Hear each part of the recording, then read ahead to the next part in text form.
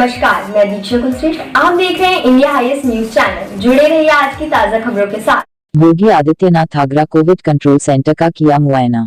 मुख्यमंत्री आगरा करीब 4:30 बजे आए। आगरा में खेरिया एयरपोर्ट पर स्थानीय जनप्रतिनिधियों ने उनका स्वागत किया। इसके बाद मुख्यमंत्री योगी आदित्यनाथ का काफिला सीधे पथौली गांव गया। यहां कल से तैयारियां की जा रही थीं। गांव में मुख्यमंत्री ने लाचारीराम से मुलाकात की और उनका हालचाल जाना। लाचारीराम की पत्नी ने पंचायत चुनाव लड़ा था। इसके बाद मुख्यमंत्री नगर निगम स्थित कोविड कंट्रोल रूम पर पहुंचे। इस दौरान पुलिस ने एमजी रोड पर यातायात को कुछ देर के लिए रोक दिया था। कोविड कंट्रोल सेंटर के बाद सीएमएसएन मेडिकल कॉलेज जाएंगे और वहां व्यवस्थाओं का जायजा लेंगे। नगर निगम की कार्यकारिणी कक्ष में पुलिस प्रशासन, स्वास्थ्य विभाग सहित अन्य अफसरों के साथ बैठक करेंगे। शाम 7:25 बजे राजकीय वायुयान से आगरा से लखनऊ के लिए रवाना होंगे।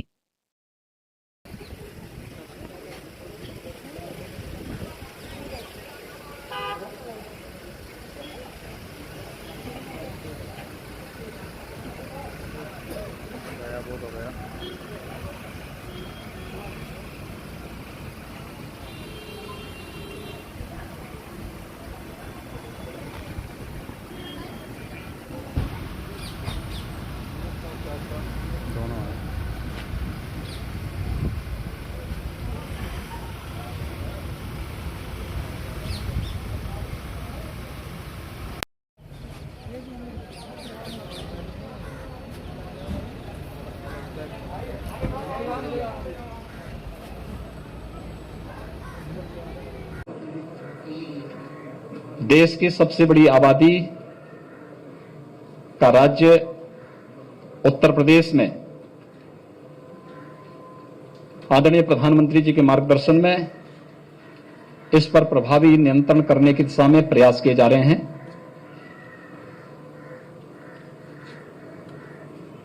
एक सामूहिक टीम भावना के साथ प्रदेश के अंदर जो कार्य हुआ है, प्रदेश सरकार, माननीय जनप्रतिनिधिगण, प्रशासनिक team, health workers, corona warriors, समाज के विभिन्न तबके के लोगों ने जो सहयोग किया है, आज उसका परिणाम है 12 दिन में प्रदेश के अंदर 1,06,000 एक्टिव केस कम हुए हैं। 30 अप्रैल को प्रदेश में 3,10,000 एक्टिव केस थे। आज मॉर्निंग में जो रिजल्ट आए हैं उसमें प्रदेश में 2,04,000 एक्टिव केस रह गए हैं और निरंतर इसमें गिरावट है, जिसमें अगर हम आगरा मंडल की बात भी करें तो आगरा मंडल में पिछले एक सप्ताह में लगभग 1,750 एक्टिव केस कम हुए हैं। यानी ये दिखाता है कि इसमें लगातार गिरावट आ रही है, पॉजिटिविटी रेट कम हो रहा है और रिकवरी रेट बढ़ रहा है। इसमें हम लोगों ने फोकस किया है, खासतौर पर आदरणीय प्रधानमंत्री जी ने फर्स्ट वेव के समय एक बात कही थी कि ट्रेस, टेस्ट एंड ट्रीट। उस मंत्र को हम लोगों ने इसमें भी अपनाया है,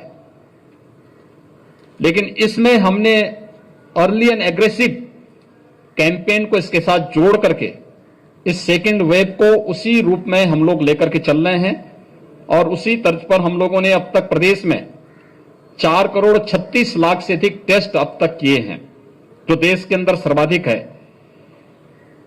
प्रदेश में फर्स्ट वेव और सेकेंड वेव में अंतर एक देखने को मिला है कि फर्स्ट वेव में संक्रमण कम था, सेकेंड वेव में संक्रमण तीव्र होने के नाते ऑक्सीजन की भी उसी तीव्रता के साथ डिमांड हुई। ऑक्सीजन की क्राइसिस भी कई जगह देखने को मिली। पहले वेव में हमारे पास कुल ऑक्सीजन की खपत 300 मीट्रिक टन के आसपास होती थी और इसमें भी मेडिकल कॉलेजेस के द्वारा, हॉस्पिटल्स के द्वारा अपने स्तर पर अपने एग्रीमेंट के माध्यम से प्रोक्यूर होता था। राज्य सरकार या केंद्र सरकार को इसमें कोई हस्तक्षेप करने की आवश्यकता नहीं होती थी। सेकेंड वेव में अचानक ऑक्सीजन की मांग हुई और इस अचानक ऑक्सीजन में हम आभारी हैं भारत सरकार के, जिन्होंने ऑक्सीजन एक्सप्रेस चला करके एयरफोर्स के स्पेशल विमान के माध्यम से ऑक्सीजन की आपूर्ति को सुनिश्चित किया। आज के दिन पर उत्तर प्रदेश में 1030 मीट्रिक टन प्रतिदिन की आपूर्ति हम लोग वर्तमान में कर रहे हैं, जिसमें ऑक्सीजन एक्सप्रेस के माध्यम से, एयरफोर्स के विमानों के माध्यम से भी इसको पूरा करने का प्रयास प्रदेश के अंदर किया जा रहा है। ऑक्सीजन की आपूर्ति के साथ साथ हम लोगों ने प्रदेश में 377 ऑक्सीजन प्लांट लगाने प्रारंभ भी किए हैं, जिससे फ्यूचर में किसी भी चुनौती का मुकाबला किया जा सके। इसमें प्रधानमंत्री केयर फंड से 161 ऑक्सीजन प्लांट उत्तर प्रदेश के अलग अलग सभी जनपदों में स्थापित होने जा रहे हैं। प्रदेश सरकार के संसाधनों से शेष ऑक्सीजन प्लांट हम लोग प्रदेश के अंदर लगाने जा रहे हैं। एक व्यापक पैमाने पर इस कार्यक्रम को किया जा रहा है। इसके साथ ही एक नया 20,000 ऑक्सीजन कंसंट्रेटर हम लोगों ने प्रदेश के अंदर और भारत सरकार के सहयोग से हर जनपद को वितरित किए हैं और व्यापक पैमाने पर इसके माध्यम से भी लोगों को इस सुविधा हम उपलब्ध करा रहे हैं। प्रदेश के अंदर बेड्स की क्षमता बढ़ाई जा रही है। पहले चरण में, फर्स्ट वेव में हमें केवल लेवल 1 के ही बेड्स की आवश्यकता थी। हमारे पास उस समय 1,16,000 लेवल 1 के बेड्स थे और कुल 23,000 के आसपास हमारे पास लेवल 2, लेवल 3 के बेड्स थे। सेकेंड वेव में हमें लेवल 1 के बेड्स की आवश्यकता उतनी नहीं पड़ी। सेकेंड वेव में हम लोगों ने व्यापक पैमाने पर लेवल 2, लेवल 3 के बेड्स बढ़ाए और आज ये संख्या बढ़कर के हमारे पास 80,000 लेवल 2, लेवल 3 के बेड्स हम लोगों ने प्रदेश के अंदर स्थापित किए हैं। वैक्सीनेशन की कार्रवाई युद्ध स्तर पर हुई है और इसमें प्रदेश में 1,43,45 साल से ऊपर के लोगों को वैक्सीन दिया जा चुका है।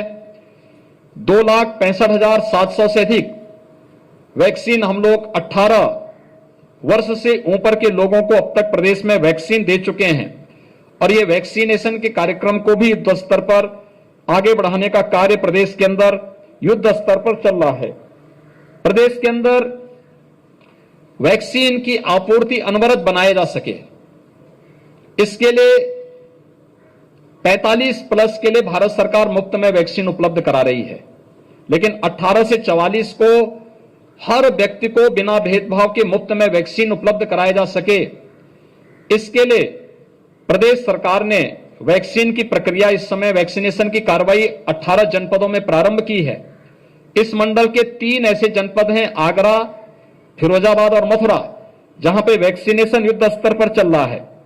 लेकिन साथ साथ हम लोगों ने ग्लोबल टेंडर भी इसके लिए जारी किया है, जिससे अधिक से अधिक वैक्सीन ला करके अधिक से अधिक लोगों को हम वैक्सीन उपलब्ध करा सकें और लोगों को ये वैक्सीन की प्रक्रिया के साथ हम जोड़ सकें।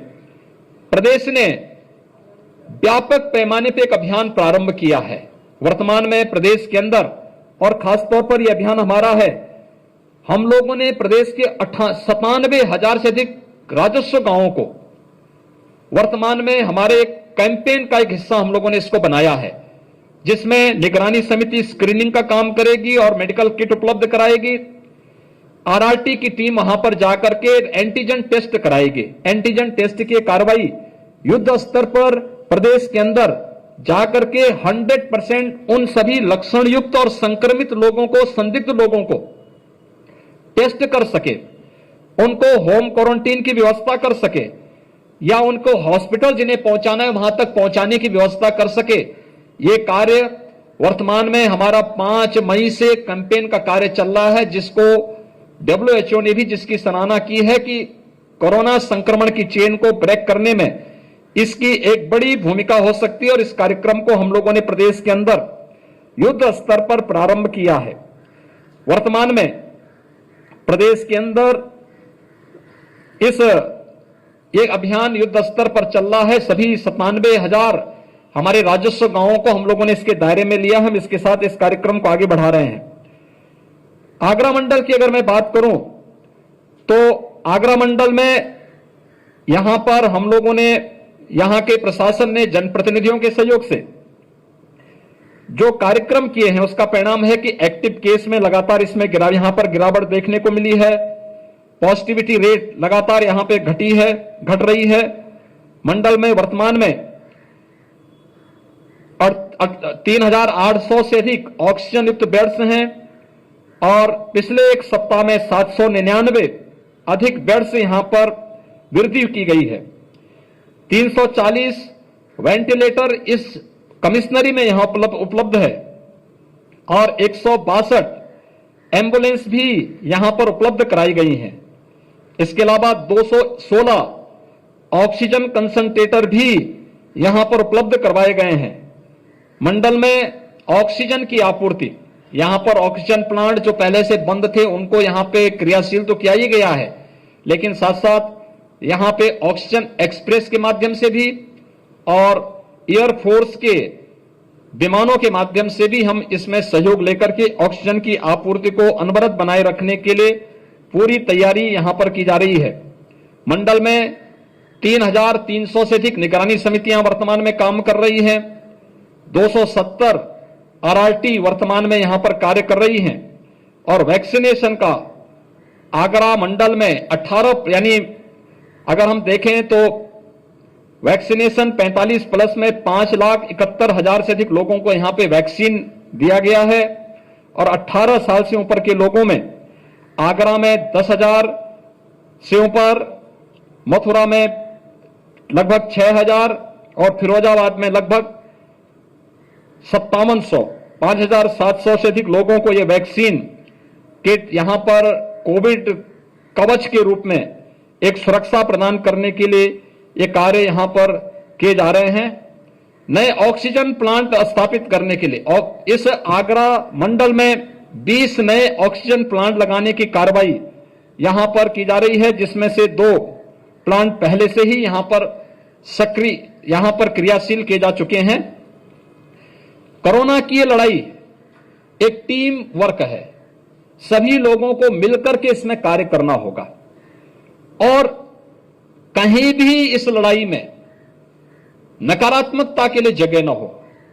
हर एक व्यक्ति की, चाहे वह कोरोना पॉजिटिव हो, चाहे वह लक्षण युक्त व्यक्ति हो, उनके साहस को भी बनाने की आवश्यकता है। लेकिन साथ साथ हेल्थ वर्कर जो अपनी जान के साथ जोखिम में डालकर के दूसरों की जान को बचा रहे हैं, कोरोना वॉरियर्स जो लगातार युद्ध स्तर पर कार्य कर रहे हैं, इन सभी के मनोबल को भी बनाए रखने की आवश्यकता है। इसलिए अच्छी सोच के साथ, टीम वर्क के साथ सभी लोगों को इसमें कार्य करना होगा। मेरी आप सबके साथ माध्यम से अपील होगी कि बचाव सर्वोत्तम उपाय है और बचाव के साथ साथ हम व्यापक स्तर पर जागरूकता के एक अभियान का हिस्सा बन सकते हैं। हर व्यक्ति को इस बारे में जागरूक करना, खासतौर पर इस बारे में बताना कि जो हाई रिस्क कैटेगरी है, हम सेकेंड वेव को बहुत शीघ्र उस पर नियंत्रण स्थापित करेंगे, लेकिन हमें लापरवाह नहीं बनना है, किसी भी स्तर पर नहीं बनना है। हमने प्रदेश के अंदर तैयारी की है। जो विशेषज्ञों ने आशंका व्यक्त की थर्ड वेव आएगी, थर्ड वेव में बच्चे इसके ज्यादा शिकार हो सकते हैं या पोस्ट कोविड इफेक्ट, जो बात उन्होंने कही है, इसका प्रभाव पड़ सकता है। इसके बारे में हमें तत्काल इस पर अभी से इस पर कार्रवाई शुरू हुई है। खासतौर पर जो ब्लैक फंगस के मामले सामने आ रहे हैं, उसके उपचार की व्यवस्था लखनऊ में हमने प्रारंभ कर दी है। एक विशेषज्ञ टीम गठित करके वह पूरे प्रदेश के अंदर वर्चुअल इस कार्यक्रम को आगे बढ़ाने का कार्य कर रही है।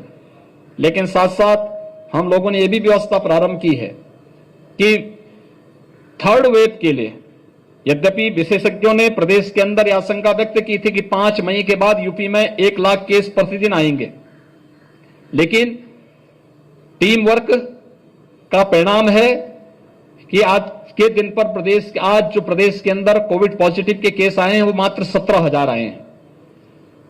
तो ये लगातार उसमें गिरावट है। 17,000 कल 18,000 थे, आज उससे भी कम होकर के 17,000 पर आए हैं और हम इसको और प्रभावी ढंग से नियंत्रित कर रहे हैं। लेकिन हमें अभी भी किसी भी स्तर पर लापरवाही नहीं बरतनी है।